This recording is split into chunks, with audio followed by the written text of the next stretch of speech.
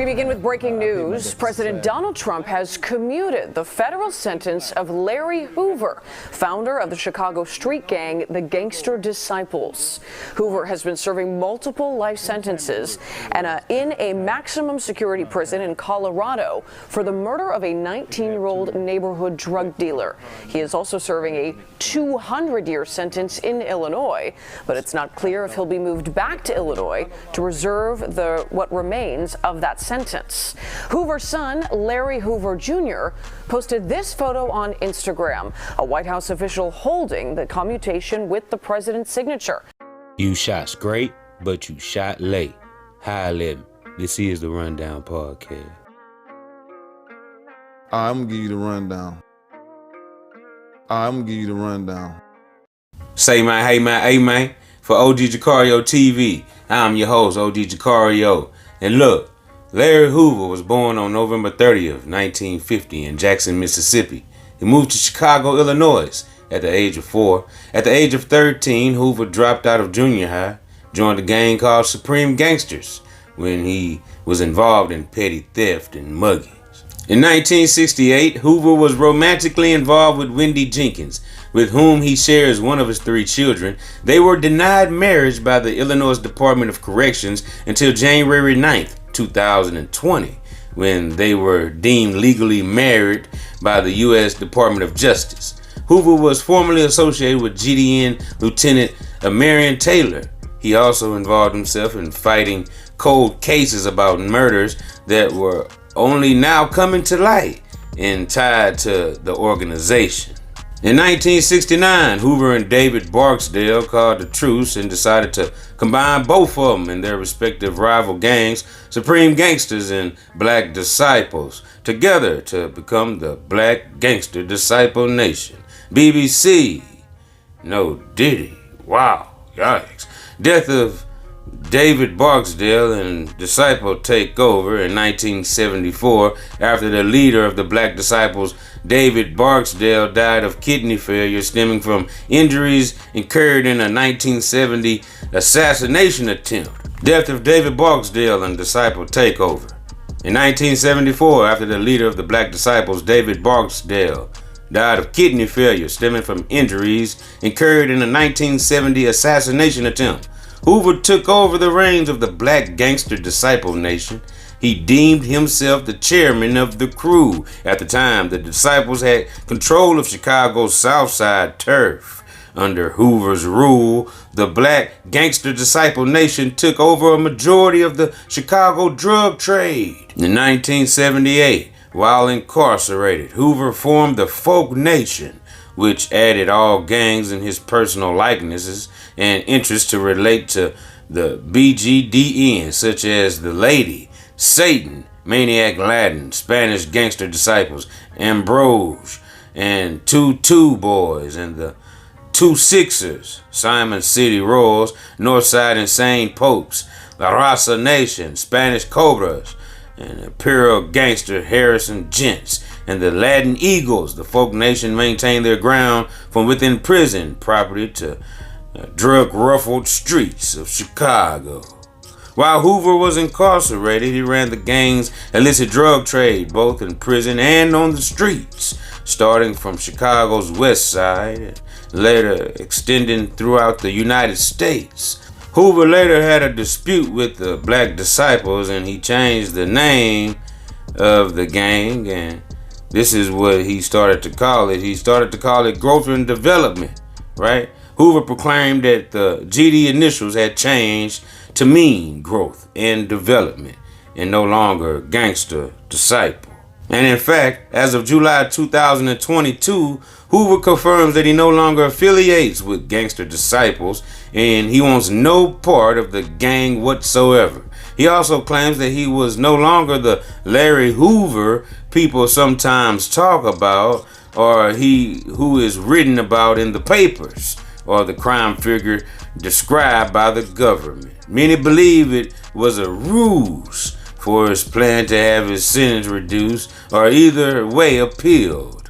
In any event, Ronnie Bowe, formerly known as a national spokesman for the Gangster Disciples, has also officially denounced his association to the gang in a new song titled Digital Social Hour.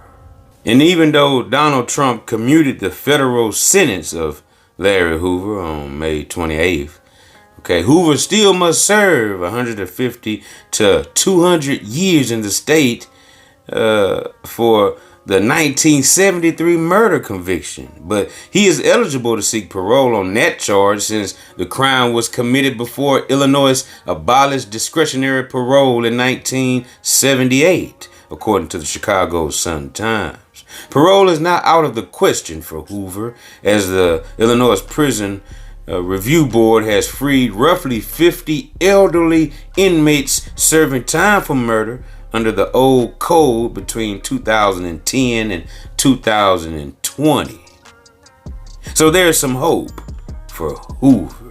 Well, I was wondering, my God, how does one man get 150 to 200 years in the state because of a murder? Well, I looked into it, and it seems that in 1973, William Young was the murder that Larry Hoover was convicted of. And on the evening of February 26, 1973, William Pookie Young, a 19-year-old alleged drug dealer, was abducted and shot dead in an alley near 68th Street and Union Avenue in Inglewood, a neighborhood on the south side of Chicago.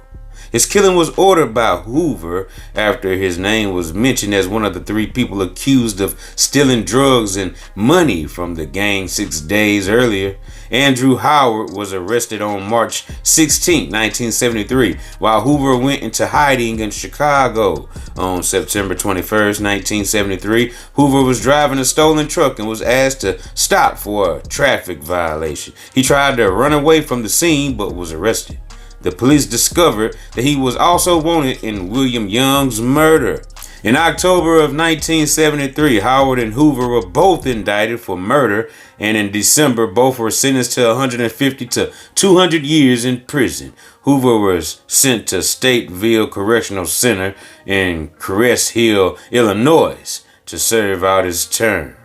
While in prison for murder on August 22, 1995, after a 17-year undercover joint investigation by the Illinois Department of Corrections, Federal Bureau of Investigation, Bureau of Alcohol, Tobacco, Firearms, and Explosives, Hoover was indicted for conspiracy, extortion, money laundering, drug-related offenses, and continuing to engage in a criminal enterprise. A lengthy federal investigation using wiretaps led to Hoover getting arrested. Prosecutors alleged that his gang had 30,000 soldiers in 35 states that made $100 million a year. He was arrested at the Dixon Correctional Center by federal agents and moved to the Metropolitan Correctional Center in downtown Chicago to stand trial. In 1997, Hoover was found guilty on all charges. He was sentenced to 3 additional life terms in federal prison.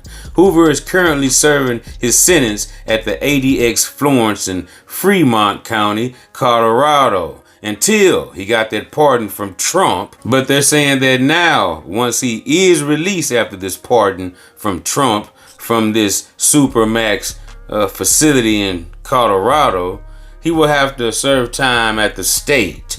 And that's going to be 150 to 200 years. But as I explained earlier, they're saying that he can fall up under some old guideline that can get him probation and, sent home since he's elderly. Now, Hoover made several attempts to have his sentence shortened before Donald Trump shortened his federal sentence up. He commuted that for him. And now Hoover's facing this problem of the state saying, well, look, we still have this murder on you that we gave you 150 to 200 years for.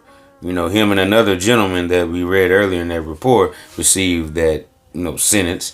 And, they came in and got him federally when they found out he was in there doing all these illegal activities, right?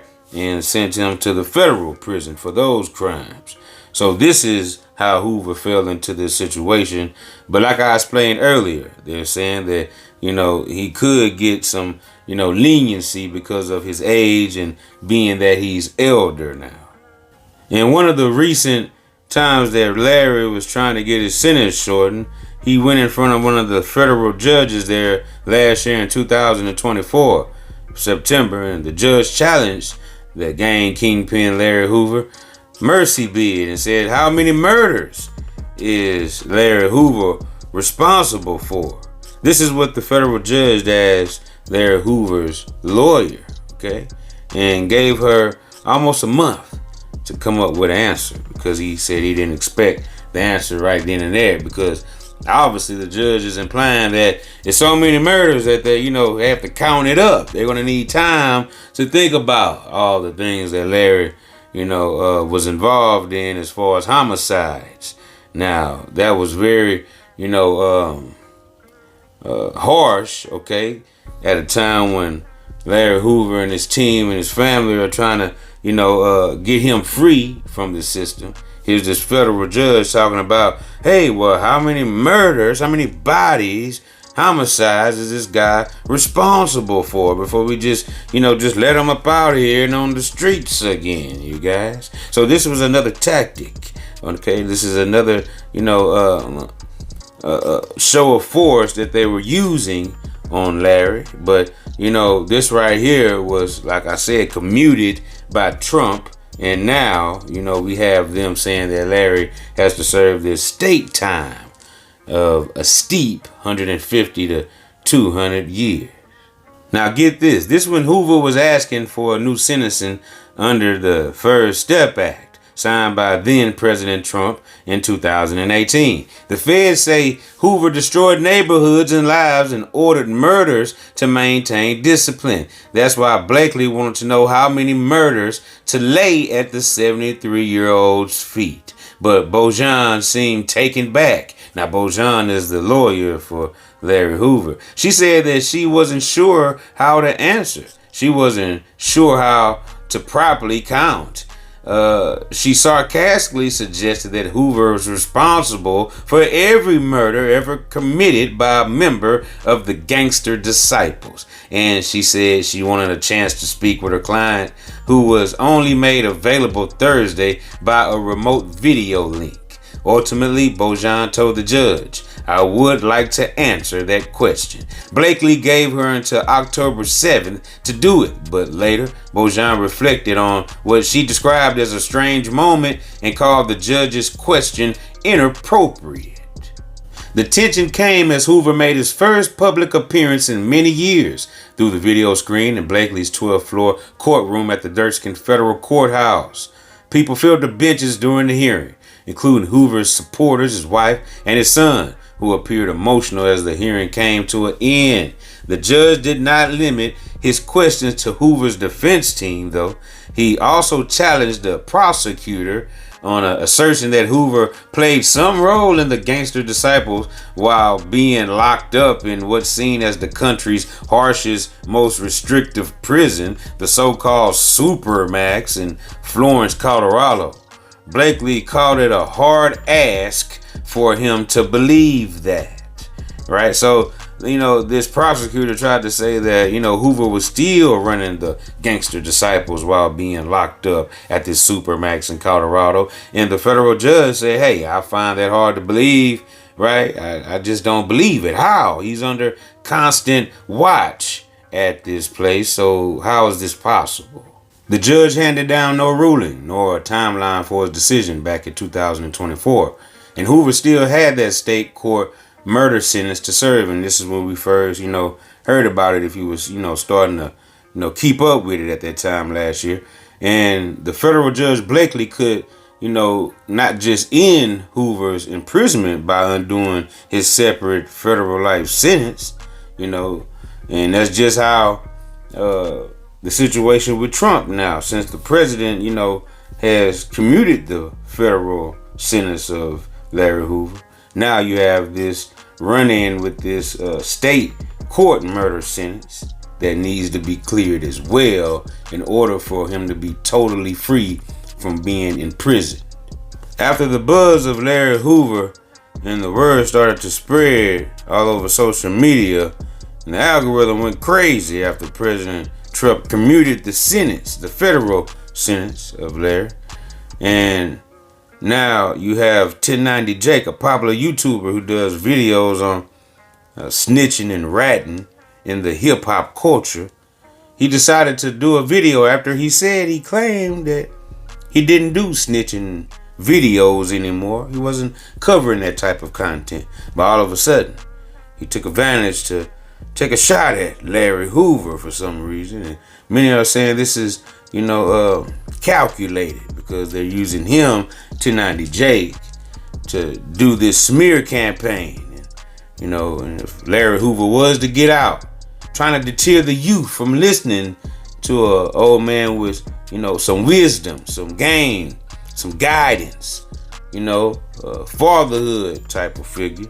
And so they're saying 1090 Jake is possibly, allegedly, trying to destroy that bridge between Hoover and the youth before Hoover could possibly get out of imprisonment altogether. So this could possibly, be true. Now, I'm pretty sure that 1090 Jake thought he had struck gold, thought he had jackpot once he, found this newspaper clipping, right? Years and years old now, stating that the police said that Hoover said, right? This is what, 1090 Jake failed to realize. The police are definitely corrupt, so how did he not feel that the police was lying in this whole statement that they said Hoover said in this newspaper clipping that he's using as a source, and to give him the right to call Hoover a rat, all because of these words, these lies that were made up by law enforcement back, in those times. And, the guy that, is being referred to in this newspaper clipping, right, this article, that Larry Hoover snitched on the person that shot him, Highsmith. Highsmith is still living, you guys. And Highsmith says that this guy, 1090 Jake, this white boy, is lying his ass off. That's right. And even Papa Duck, shout out to Papa Duck, he said, this is what happens when you allow white boys like this to speak on black business. It's in its nature. And, I would have to agree with Papa Duck because, like I explained earlier, 1090 Jake said he does this for money. But he said he stopped doing the videos on snitching and ratting. That's why I don't even, the snitching videos is over with. I think people get it confused and they think that I genuinely give a fuck. I don't care. You're just YouTube making content. pays me, bro. Yeah. This is your gig. If I wasn't making money off of this shit, I wouldn't give a fuck. You decided to not expose somebody for whatever reason, even though you have shit where you're like, maybe. Yeah. The thing is, I already know that who it is gonna get a pass, so why do it? Yeah, why stir up some shit? Why stir up some shit that in a fucking, 2 weeks nobody's gonna give a fuck about? And it's just gonna cause me more of a pain in the ass than anything. It's like I don't need the money that bad. So in some cases, Jake is saying he needs the money. In some cases, he's saying he doesn't need the money that bad to expose nobody. So make up your mind. Make it make sense. Right? So he contradicted himself a lot here in this situation when it came to Larry Hoover, because he didn't have to speak on Hoover, especially when he didn't have no legit paperwork, right? Statements, affidavits, confessions, right? Audio, he ain't had none of that. He just went off a newspaper article that, the police said that Hoover said. Come on, man. That's irresponsible journalism, right? Negligent. Turning your damn YouTube channel. Because that's crazy, man, to just jump out there and call somebody a rat, snitch. All because of a newspaper article that twisted up and tangled up the story according to law enforcement saying it, and not Hoover. Now, 1090 Jake sees all these blogs that's posting this story, and his response is, "Don't be mad at me," that he told. Laughing emoji.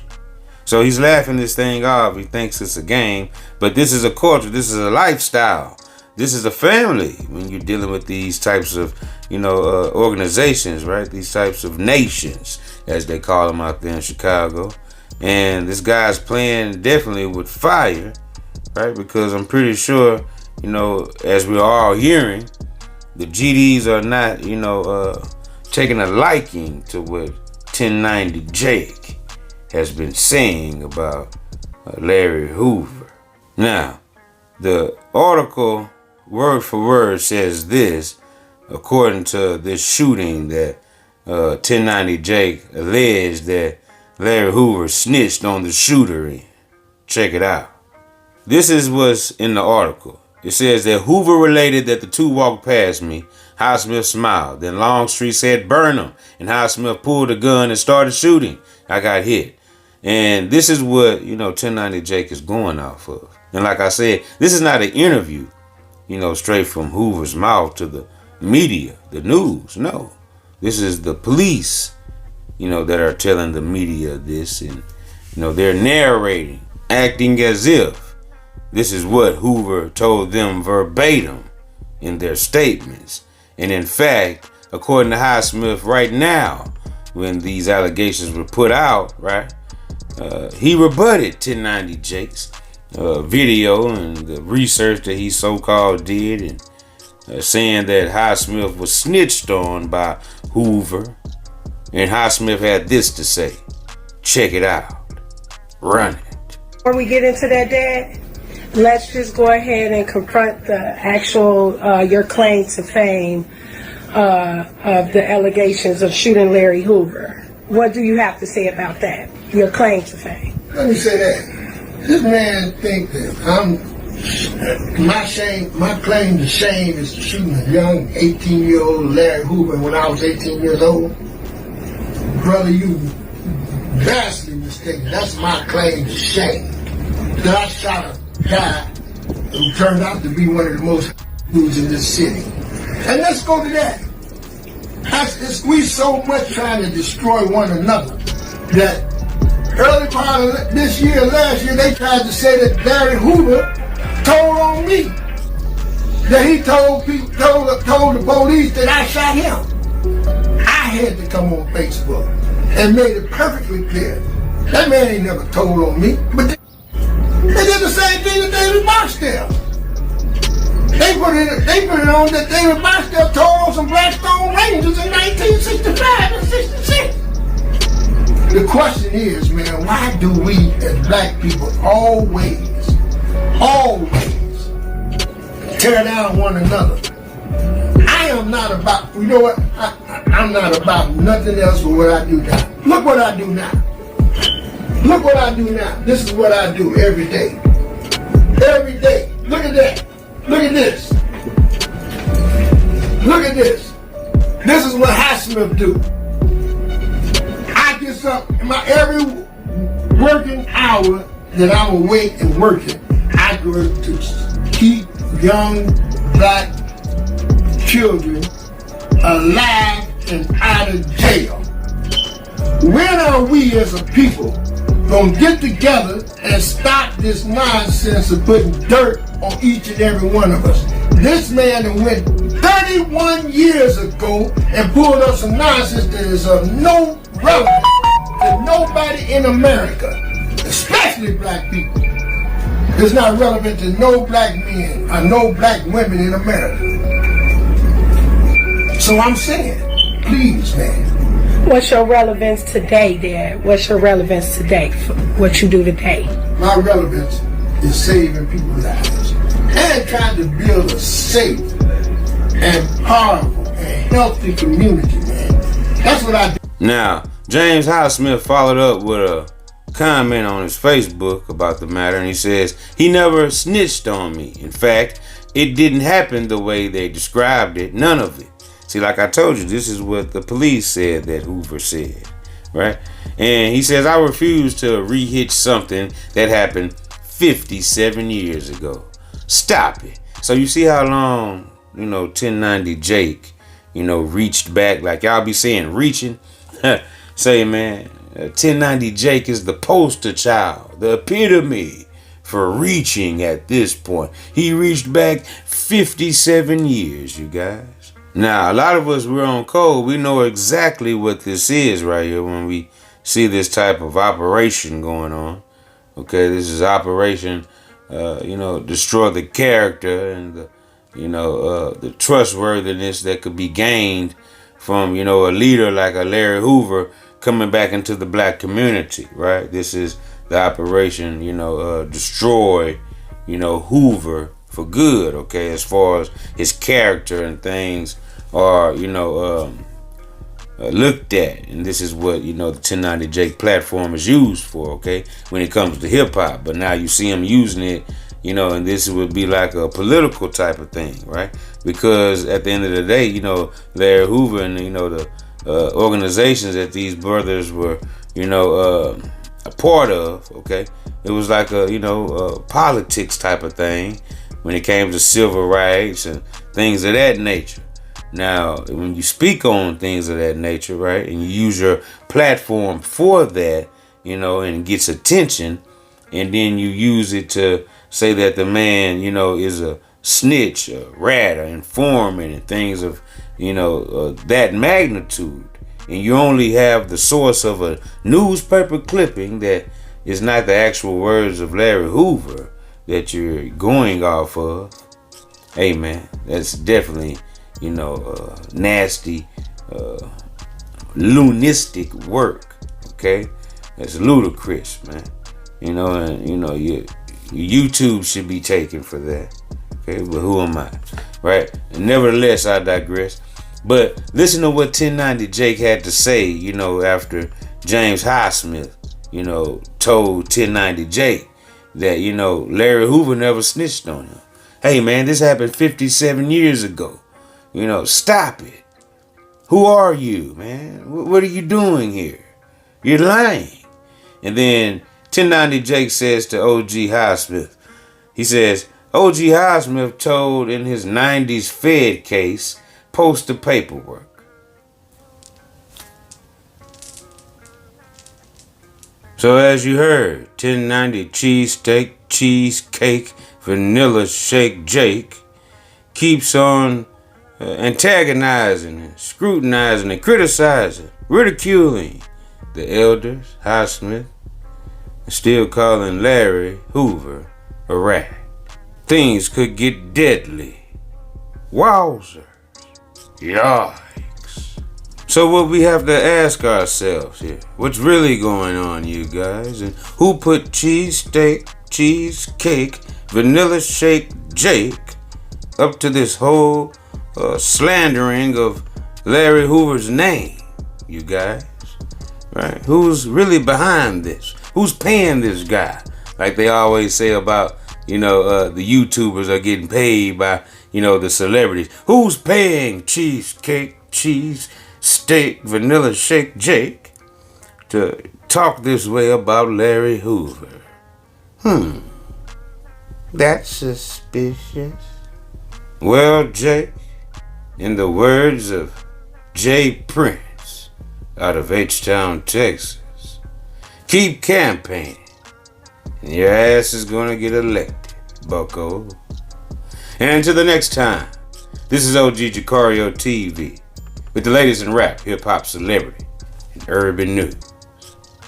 You're watching the Rundown Podcast. I appreciate everybody for spinning with me. I appreciate all my subscribers for sliding with your boy every time. And say, man, hey, man, keep hitting that like button, keep hitting that subscribe button, and look, turn on post notification so we can slide whenever I get the drop. You already know what it is, man. It's deeper than Buddha, her, you hear me? And guess what?